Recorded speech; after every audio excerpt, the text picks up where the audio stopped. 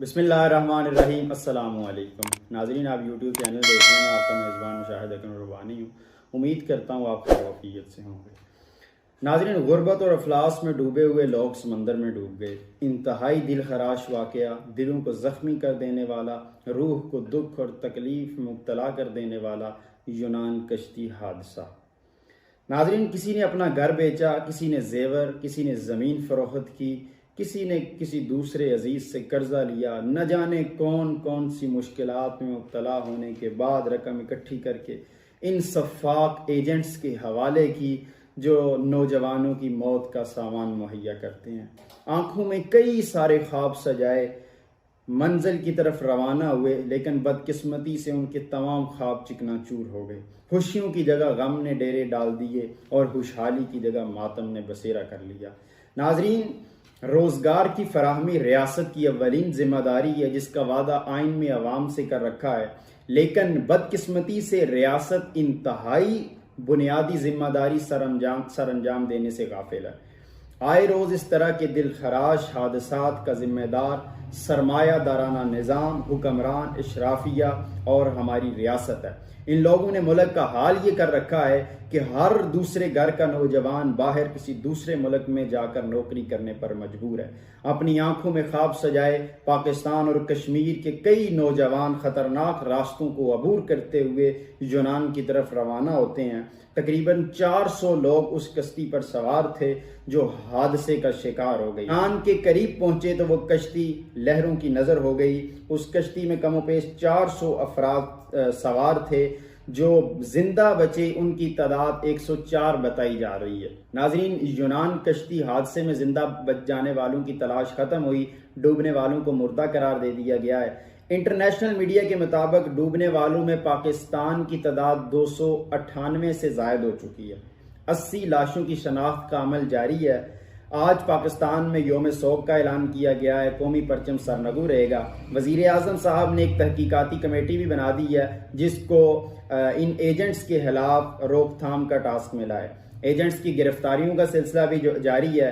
तकरीबन 10 की तादाद बताई जा रही है। 10 से जायद एजेंट्स को मुल्क भर से गिरफ्तार कर लिया गया है। लेकिन सवाल ये है कि क्या हुकूमत वाकयातन इस मामले में संजीदा है, या फिर ये फुर्तियां जो हैं ये सिर्फ वक्ती तौर पर एक दिखावे के तौर पर हैं, जैसे आप आए रोज देखते हैं कि जो हमारी हुकूमत का रवैया है। एजेंट्स ने लोगों की जिंदगियों को दाव पर लगा रखा है। इत्तलात के मुताबिक इन एजेंटों ने पाकिस्तानी नौजवानों में से हर एक से कमोपेश 20 से 25 लाख रुपए वसूल किए, और अब ये इत्तलात आ रही हैं कि वो लाशों की वसूली के लिए भी मजीद पैसों का मुतालबा कर रहे हैं। बरतानवी अखबार ने जो इन शफाक और जालम एजेंट्स की तफसील बयान की, उसको पढ़कर इंसान के रोंगटे खड़े हो जाते हैं और दिल खून के आंसू रोता है कि ये लोग किस कदर दरीदा दहन और शफाक हो चुके हैं। बाकी ममालिक के जो लोग थे, वो जो कश्ती जिसमें ये सारे नौजवान सवार थे और यूनान की तरफ सफर कर रहे थे, बाकी ममालिक के लोग उस कश्ती के ऊपर वाले हिस्से में सवार थे।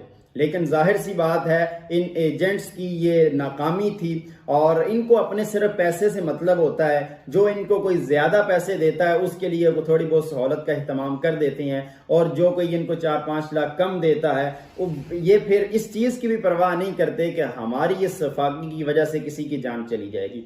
इस कश्ती हादसे में भी ऐसे ही हुआ। जो बाकी ममालिक के लोग थे वो कश्ती के ऊपर वाले हिस्से में सवार थे, लेकिन जो पाकिस्तानी लोग थे वो तकरीबन सारे ही पाकिस्तानी वो कश्ती के नीचे वाले हिस्से में सवार थे। और जब वो लोग ऊपर वाले हिस्से में जाते, पानी या किसी और चीज का मुतालबा करते, तो उनको धक्के दिए जाते। खवातीन और बच्चों को तो सामान वाली जगह पर जबरदस्ती कैद कर दिया गया था। वो लोग ऊपर वाले हिस्से में जाते, पानी या किसी और चीज का मुतालबा करते, तो उनको धक्के दिए जाते। खवातीन और बच्चों को तो सामान वाली जगह पर जबरदस्ती कैद कर दिया गया था। और मीडिया का दावा यह है कि जो चंद लोग बच्चे हैं वो वही बच्चे हैं जो कश्ती के ऊपर वाले हिस्से में सवार थे। नीचे वाले हिस्से में जितने भी लोग थे वो सारे के सारे अल्लाह को प्यारे हो गए। उनमें से कोई एक भी जिंदा सलामत ना बचा।